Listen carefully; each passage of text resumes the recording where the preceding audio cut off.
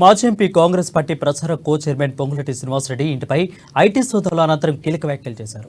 13 గంటల వేటికి చిత్తు కాగితాలు ఏరుకున్నారని అన్నారు. అయితే ఎవరు బెదిరించినా వెనుక తగ్గేలేదంటున్న పాలేరు కాంగ్రెస్ అభ్యర్థి పొంగులేటి శ్రీనివాసరెడ్డితో మా ప్రతినిధి Upender face to face.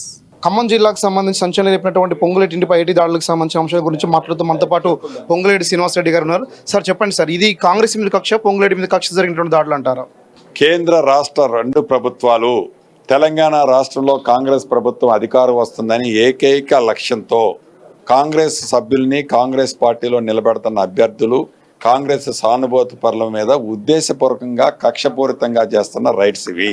Ponguleti కావాలని ఇలా దుష్ప్రచారం చేస్తున్నారు, బీఆర్ఎస్కి సంబంధించి డ్రామాలు ఆడుతున్నారని బీఆర్ఎస్ వాళ్ళు సోషల్ మీడియాలో వైరల్ చేస్తున్న నేపథ్యంలో దీంట్లో వాస్తవం ఏంటి? బీఆర్ఎస్ కాంగ్రెస్కి సంబంధం ఉందని ఆరోపిస్తున్న నేపథ్యంలో ప్రజలకు ఏం చెప్పాలనుకుంటున్నారు? ఎవడు సొంత ఇంటికి నొప్పి పెట్టుకుంటాడండి. కనీసం అన్నం తినే మాటలైనా మాట్లాడాలి.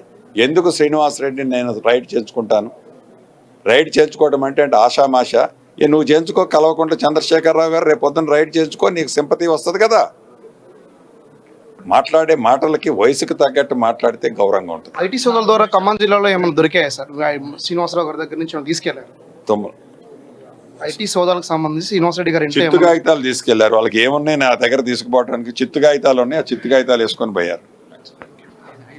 ఇది ప్రస్తుతం ఖమ్మంకి సంబంధించి ఖమ్మం ఐటీ సోదాల్లో శ్రీనివాసరెడ్డి ఇంట్లో నుంచి ఎటువంటి అంశాలు, ఎటువంటి డాక్యుమెంట్స్ కూడా తీసుకెళ్లేదు.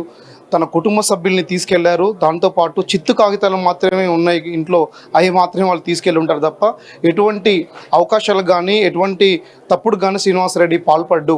ఇది కేవలం రాష్ట్రంలో ఉన్నటువంటి బీఆర్ఎస్ ప్రభుత్వం, అటు కేంద్రంలో ఉన్నటువంటి బీజేపీ ప్రభుత్వం ఇద్దరు కలిసికట్టుగా మాపై కుట్ర చేసి ఈరోజు ఈ సోదాలు నిర్వహించారు.